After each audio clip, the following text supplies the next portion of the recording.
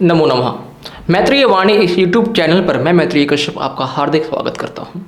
और जितने भी पंथ निरपेक्ष भाई हैं या जितने भी हमारे ईसाई भाई बहन इस वीडियो को देख रहे हैं, उन सभी को तथा कथित नव वर्ष की हार्दिक शुभकामनाएं। Wish you very very happy so called new years. आखिर मैं इसे सो कॉल्ड न्यू ईयर या फिर तथा कथित नया साल क्यों कहता हूँ?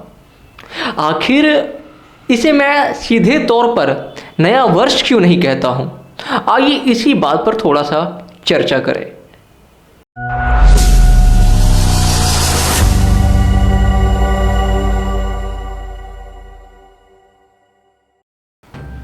तो जैसा कि हम सभी जानते हैं कि ये नया साल जो आजकल वेस्टर्न कंट्रीज़ में लोग मनाते हैं और इसके साथ कई देशों में भी मनाया जाता है, और ये नया साल शुरू होता है 1 जनवरी को।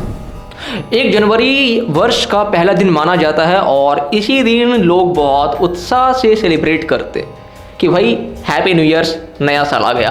आखिर ये प्रचलन में कब, कैसे, क्यों आया? तो ये जानने के लिए सबसे पहले हमें इसका थोड़ा सा इतिहास जानना होगा। तो सन 46 ईसा पूर्व, लगभग इतने समय पहले, रोम के एक सम्राट थे जिनका नाम था जूलियस सीजर। उन्होंने एक कैलेंडर हमें दिया। कैलेंडर बेसिकली एक टर्म है लैटिन का कैलेंड्रियम।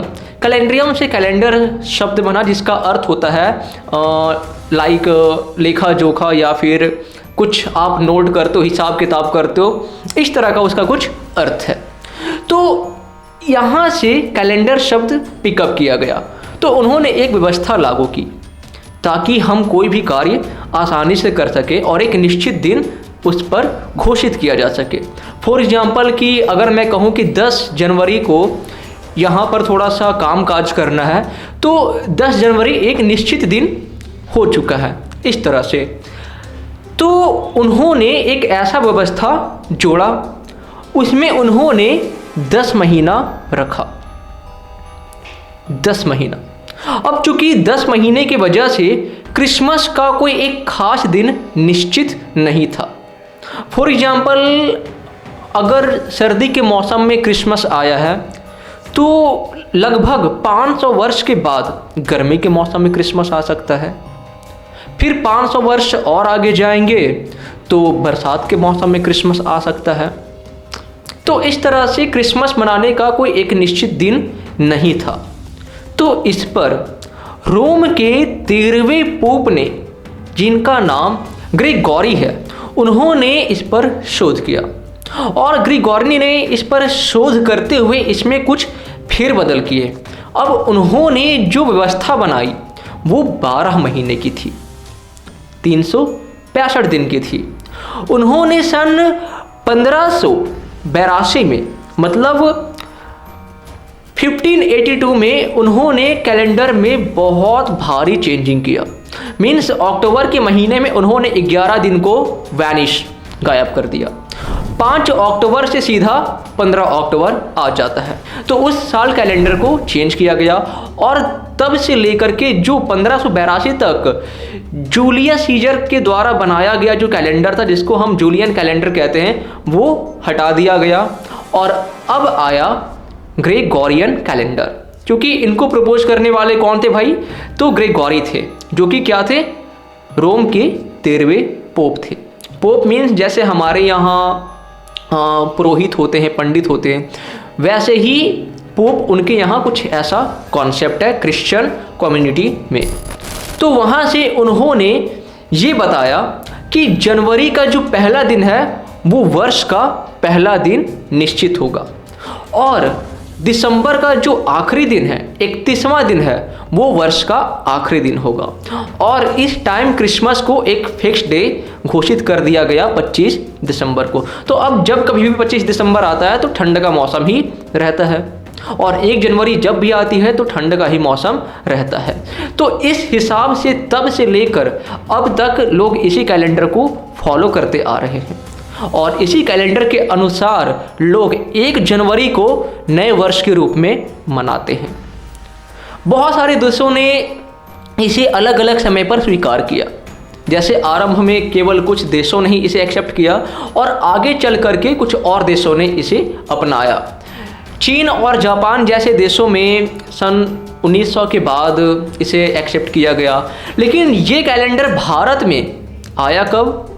जब वो कैलेंडर बना तब से लेकर के 170 साल के बाद ब्रिटेन ने इसे स्वीकार किया और तभी उसे भारत में भी लागू किया गया, अर्थात 1752 ईस्वी में। यह कैलेंडर सन 1752 में भारत में आया।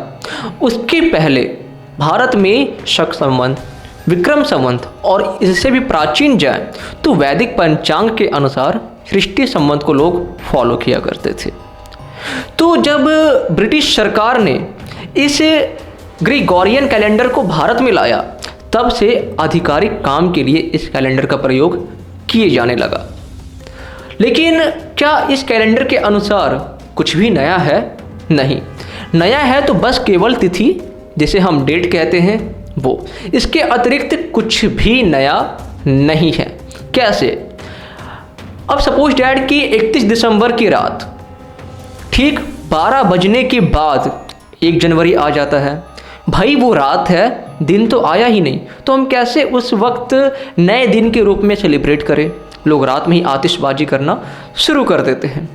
दूसरी चीज़ ये, उस वक्त मौसम का कोई भी परिवर्तन नहीं होता है। जैसे 31 दिसंबर में या दिसंबर के महीने में ठंड का मौसम था, वैसे ही जनवरी के महीने में ठंड का मौसम, कोई भी परिवर्तन नहीं। अगर आप दिसंबर के महीने में क्लास 9th या 10th में हैं तो जनवरी में भी आप क्लास 9th या 10th में ही रहेंगे। ऐसा नहीं कि आप 10th या 11th में चले जाएं। और तो और यहाँ पर कुछ भी परिवर्तन नहीं होता है। यहाँ तक कि जो आपके ऑफिशियल वर्क है वो भी चेंज नहीं होता है। उसका भी नया सेशन शुरू कब होता है? तो मार्च के एंड में और अप्रैल के फर्स्ट वीक में। तो इस टाइम पर कुछ भी नई चीज़ें चेंजिंग नहीं होती है। इसीलिए इसे अंधा होकर के कहना कि ये नया वर्ष है और नए वर्ष की हार्दिक हार्दिक शुभकामनाएं, तो भाई भीड़ में भेड़िया बनना तो हुआ ना, कोई लॉजिक नहीं है। बस केवल तिथि चेंज हुई है। मैं ये नहीं कह रहा हूँ कि आप ग्रेगोरियन कैलेंडर को एक सिरे से खारिज कर दें, नहीं, आप इसे रखें, लेकिन नए वर्ष के नाम पर ढोंग ना करें। नए वर्ष के नाम पर आप अंधविश्वास न फैलाएं। केवल कैलेंडर चेंज हुआ है और कुछ भी नहीं। तो प्रकृति में जो बदलाव आता है, मौसम जब बदल जाता है, जब आपका सेशन चेंज हो जाता है, आप क्लास 9th से 10th में आ जाते हो, तो वो मार्च के एंड से लेकर के अप्रैल के फर्स्ट वीक में शुरू होता है। और हमारा अगर वैदिक पंचांग देखेंगे, विक्रम संवत के अनुसार भी आप चलेंगे, तो आप पाएंगे कि चैत्र के महीने से ही हमारा नव वर्ष आता है और उसी टाइम प्रकृति में चेंजिंग आती है। क्लाइमेट बदलते हैं, वेदर बदलते हैं, आपका जो सेशन है वो बदलता है, जितनी भी चीज़ें हैं ऑफिशियल वर्क हैं उनमें चेंजिंग आ जाती है इत्यादि। तो हम अगर चैत्र शुक्ल पक्ष प्रतिपदा को नए वर्ष के तौर पर मनाएं तो कुछ भी गलत नहीं है, वह तार्किक है, वह एक आध्यात्मिक क्रिया के साथ जुड़ी हुई है। उस वक्त लोग पूजा पाठ करते हैं, उस वक्त लोग यज्ञ हवन करते हैं, उस वक्त लोग गलत काम से दूर रहते हैं। लेकिन वही 31 दिसंबर की रात में देखा जाए तो लोग आतिशबाजी करते हैं, एयर पॉल्यूशन फैलाते हैं, शराब पीते हैं, नॉनवेज खाते हैं और ना जाने कितने सारे कुकृत्य करते हैं। तो 1 जनवरी को नए वर्ष के रूप में मनाना ये कोरा पागलपन है।